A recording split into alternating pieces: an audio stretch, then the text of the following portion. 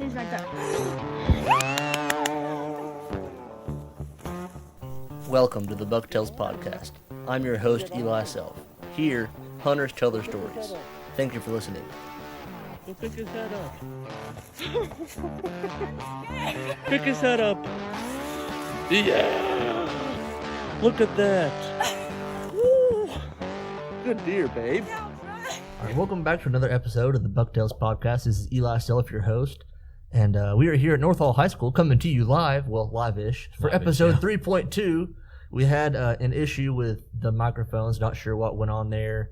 We recorded it last week, and then I went and listened back, and it was skipping and jumping. So here we are, recording it again, the day of the release. So better late than never. It's like a true live. Yeah, true. Yeah, it is almost as close to live as we'll get on this show. So I have Colton Major here with me. He's another teacher at North Hall High School. This is his first year teaching here. He got kind of the short end of the stick this year with the COVID happening and all. He was off for the job the week before. I'll let him go into more detail on this. But anyways, he had less than a week to prepare for a brand new teaching job in his first year of teaching. And that is just a thing of nightmares. So Colton, introduce yourself. Tell me about your hunting background, that kind of stuff. Just let me know who you are and where you come from. Yeah, absolutely. So I'm Colton Major. I was born and raised originally in Winder, Georgia. And I attended the University of North Georgia in Dahlonega, where I lived there for about 5-6 years. And I had student taught at North Hall in 2018. And I had left North Hall after my student teaching had finished and had found a home in Mineral Bluff, Georgia, which is where my wife and I currently live. And so my thing with hunting is I wasn't really born and raised on hunting per se. But before I step into that, let me get back to the whole teaching thing. Yeah. So I got hired in on, the 21st. That was my first official day at North Hall High School, and school started the 24th. So I could not imagine. The Wednesday of that week of the 21st, I got a call from Billy Wells that night. It was like at 9:30 at night. I was like, oh my gosh, why is he calling me this late at night? I'm thinking like, I don't know what could have happened. Maybe he was like butt dialing me or something. And he called and said, well, we're going to go ahead and offer you, because it was going to be a long-term sub deal. And I was thinking, well, it's a long-term sub. At least it gets my foot in the door. You got to start somewhere. And he has said, well, instead of just doing a long-term deal, we're just going to do we're just going to have you come on right in as a certified teacher. And oh yeah, by the way, school starts 24th. I was like, oh, okay, all right. So I was like, so I guess that answers my question when my first date's going to be, which was the 21st. That's almost one of those, congratulations, I'm sorry. Yeah, that's kind of how that went. And it was funny because the week before I got interviewed with him and Kenny Childs and a couple other folks. And it was just like, I just didn't hear anything back. I said, well, I guess they decided to go with someone else. And then I got that call that Wednesday night. And I was like, well, okay, so that works. So, but yeah, so, I'm happy to be here at North Hall. And Eli, I can't thank you again for allowing me to come on here to the podcast and everything. I'm a big fan since first episode, and so I'm going to be probably a very religious follower almost just about on this tale. So it's really awesome. Love to hear different stories in regards to that. So I appreciate you letting me come on. So my hunting background now. Let me jump back forward. Unfortunately, I do this all the time when I teach too. So my students are like, oh yeah, by the way, nuts. Backtrack. Yeah. I should have said this 10 minutes ago, but I didn't. So welcome back. Yeah, welcome back. Sorry about the commercial there, pretty much of me ranting. Mm-hmm. It was like today I was ranting about the Charlie Brown. They're taking away the Charlie Brown Halloween. They're going to start taking off the broadcast and put it on streaming only. Wow. And they're going to do that for Charlie Brown Thanksgiving and Charlie Brown Christmas as well. Welcome to the future. Yeah, exactly. I was just burning up the back of my neck. I'm thinking like, how can you get rid of Charlie Brown? But anyways, so point being, so my hunting experience is very at a minimum. I didn't really get into hunting until a couple years ago. I wasn't really raised upon, on hunting and things like that. I had known a lot of family who had, and a lot of family friends. And so, of course, over the years of time, I picked up a lot of good stories in regards to hunting. And a lot of them are just unbelievable. Some of them you just think in your mind, like, how can this happen? And to be honest, I couldn't tell you. This is just from the story. So whether or not you believe it's true or not, that's up to you as the viewer. Right. But I mean, this is just what I was told. So I'm just giving the story just exactly as I hear it. Both of them are the ones that I'm telling you today they are true confirmed stories. Those are like legit. They actually happened. Mm-hmm. And so, yeah, so it just, it's amazing how, you can have some great stories about hunting, but you can also have some very crappy stories. Mm-hmm. And, Yeah, very true. And, that's going to be kind of a prelude to both of the stories in which I will tell you today. So keep that in mind. But yeah, so what was one of the worst experiences that you've had hunting so far in your mind? Well, worst experience. Flipping the script on me here. Well, a lot of times it's the ones where I wake up late, I get into the stand, I'm not feeling it, like I'm not confident, and usually I'll end up seeing deer, and those will turn into great hunts. And it's nothing about how we feel when we go into the woods. It's all about Mother Nature and whatever is destined to happen, I guess. But no, yeah, those are the worst. Though I guess the worst times hunting is when that kind of stuff happens. Of course, there's the unprepared ones. There's one day, I feel like it was last year, where I thought I had put my wife's box of shells in the truck. Yes. And I had not. But thankfully, she shoots a Remington Model 7. Right. And it has the hinged foreplate. So I think there were 2 or 3 shells in her gun. Mm. So I'm like, well, hopefully it just takes 1 or 2, You have 3 shots. And that weekend, I'm pretty positive she killed a nice 8-pointer. Yeah. And of course, it one shot and it was over with. But yeah, that's like the thing of nightmares where we were traveling 2 hours to our hunting club. I get there, I'm like, I don't have any bullets. It's 9:45 on a Friday night. I can't go buy any. Where am I going to go get bullets? If I borrow somebody else's, it's not started in with those. So my mind was racing. So that's, I guess, the thing of my nightmares. So the worst nightmare I've had so far, just in my young career, I guess I shall call it, even though I'm not exactly feeling young, but the worst one I've had so far is I got up to the stand. It was about 6:30 in the morning, right behind in Blue Ridge where my wife's grandparents live, mm-hmm. and they got about a 20-foot stand, so it's pretty high up. Yeah. So I got up there, and it was right before day broke. So I guess it was about, and time change had just happened. This was in late November. Okay. And it was about, I want to say about 6 in the morning. I got there really early. I was like, okay, I'm going to get myself prepared. Had all my unscented stuff on. Made sure there was no way possible that any deer could find out that, by the way, I just got here. I get up, and about 5 minutes later, I start hearing some snorting. And I'm sitting there, I'm like, oh, there's no way. I said, there's absolutely no way. Well, to give a little background where the stand is located, it's going up the hill, but the stand is located, it's right by the tree, and is also looking uphill as well. So it's going up a big mountain. It's right by the Cohuttas, if that helps with location. And I'm sitting there, I'm like, where's this thing coming from? And all of a sudden, I start hearing some rustling and some moving, and I'm sitting there, I'm like, okay, it's still, now keep in mind, it's still dark. Yeah. So I'm sitting there in my mind. You're mind. just listening, you're like, what is going on? Yeah, exactly. I'm just sitting there, I'm like, okay, so what in the world is going on? And I'm looking, and all of a sudden, I see this massive doe. I mean, she was gray-haired, older. She has some size, and I'm sitting there thinking like, oh my gosh, you gotta be kidding me now. So obviously it didn't matter if I had all my I's dotted and T's crossed. She knew I was there, mm-hmm. and she hung around for a little while, and she snorted several other times, and you could hear her stomping her foot and all that kind of stuff. So too. I'm like, man, she knew. She knew. So she's blowing at you. Oh yeah, absolutely. That's an awful sound. And the first time you ever hear a blow from a big old doe like that, it is scary. Oh yeah. Especially like if it's going to echo. I mean, mm-hmm. the volume increases on that, and it is just unreal. And I sat there, I said, well, there went that. I ended up, I think, falling asleep for like 3 hours on the stand anyway. So it's not like... Hey, some of the best naps come in a tree stand. If you get in there early for an afternoon, the sun's hitting you nice and warm, you're like, ooh. Yeah. I'm going to set an alarm for 15 minutes and take a cat nap. Well, that's exactly what happened. Yeah. I guess I woke up about an hour and a half later, and I just looked around, and daybreak had finally broke. And after that, I ended up not seeing anything that day. So I said, well, okay, that's whatever. The big story I got to tell you about, though, and this is from a family friend of ours.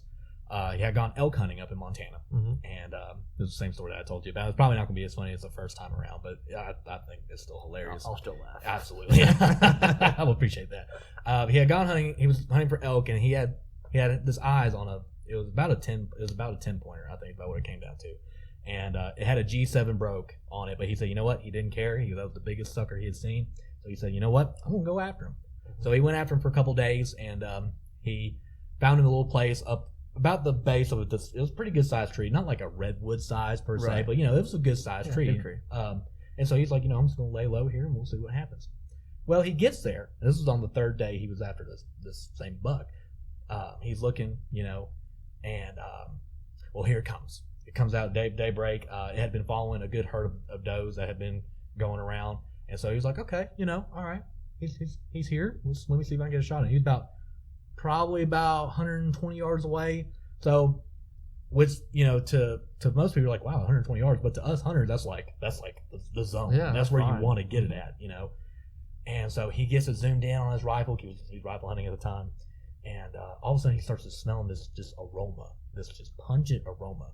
And he's sitting there, he's like, here's what he said. He's like, what in the world is that smell? And by the time he got those words out of his mouth, a plop of fecal matter had landed on top of his head. And granted, now again, he wasn't in a stand or anything. He wasn't in like a little tent. He was, he was buried up, camouflaged in with the tree, had everything going. And all of a sudden this big old plop of literally dung hits him on top of the head and just runs down his face, and he's having to get his eyes crossed out. He's like, oh my gosh, what in the world's going on? Well, he looks up, and there is in fact a grizzly bear on top of this massive branch. It's about 12 feet high, and he's sitting there. He's like, oh my gosh, this bear had defecated on top of him, and the bear was apparently, according to him, it was sleeping at the time because it was getting near to the point of hibernation for the grizzlies. Right. And he was just like, oh my gosh, a bear just crapped on me. Yeah, that's something that I guess I'll start doing it more now. Is like shining a light up in the tree, standing up above it while I'm climbing. And North Georgia, there are bears everywhere. Oh yeah. But I'm like, I don't know what I would do. Talk about a change in emotions going from heart racing, adrenaline pumping, buck fever. I'm like, oh yeah, the buck I'm after, he's right there. Then it's survival mode. I'm like, okay, if I shoot the bear, he's gonna fall on top of me.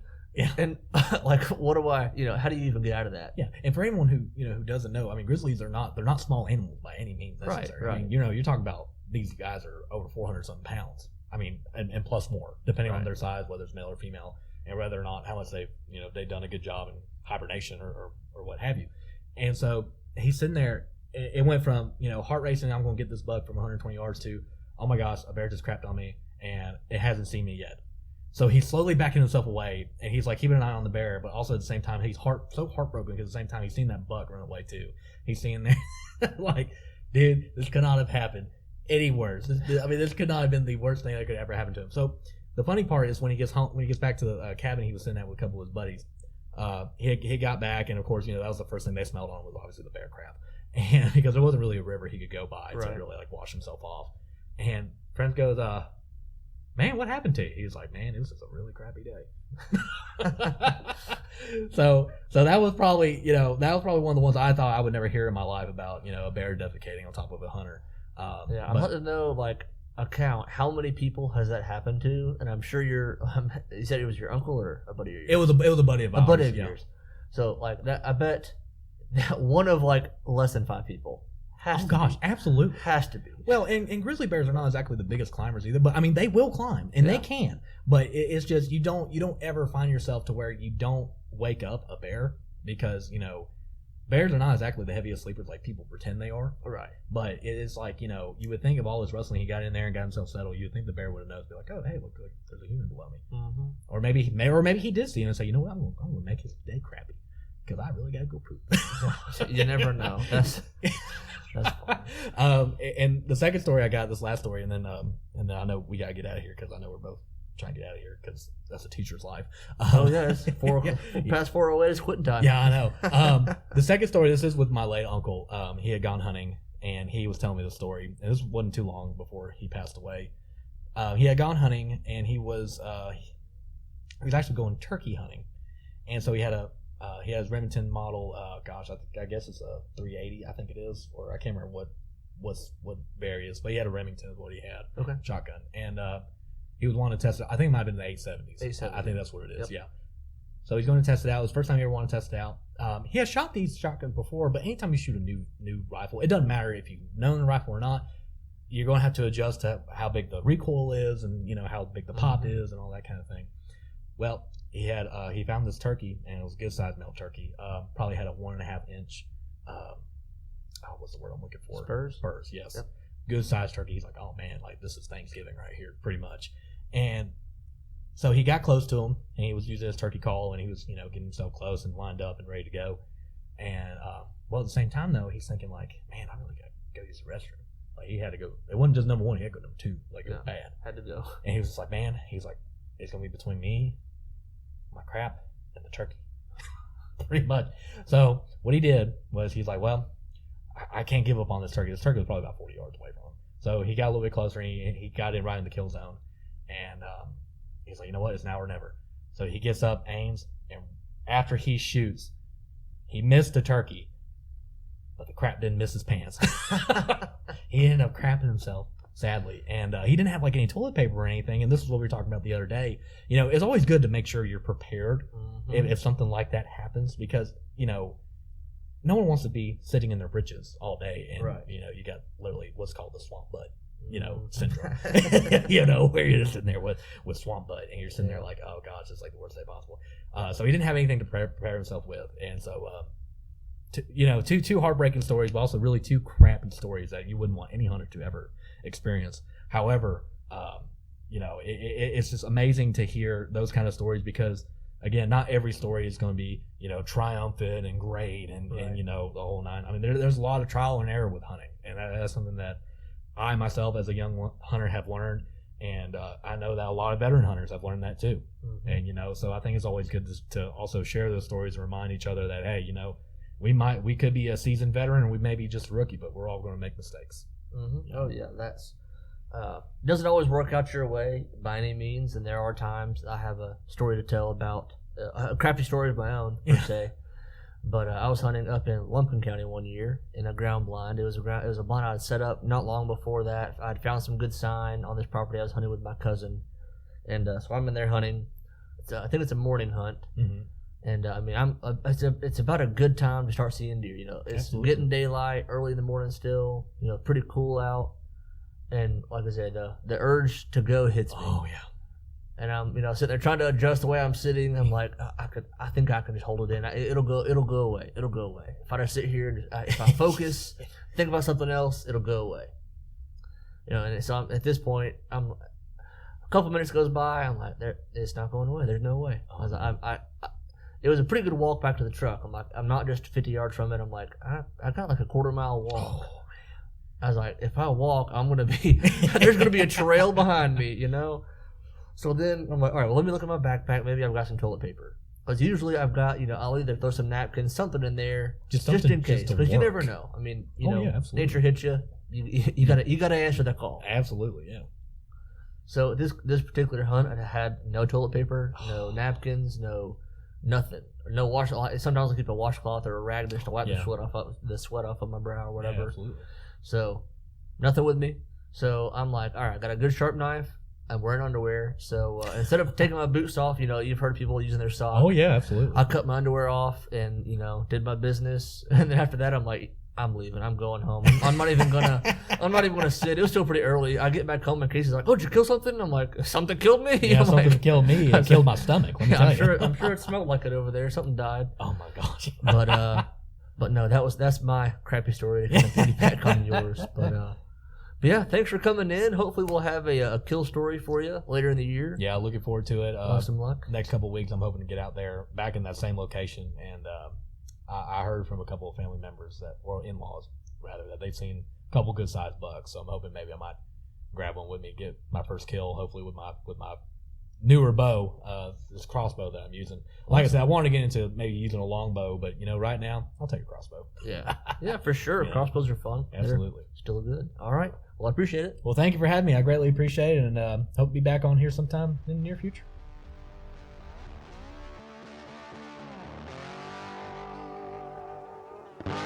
The Bucktails Podcast, brought to you in part by Trick Sporting Goods in Dahlonega, Georgia.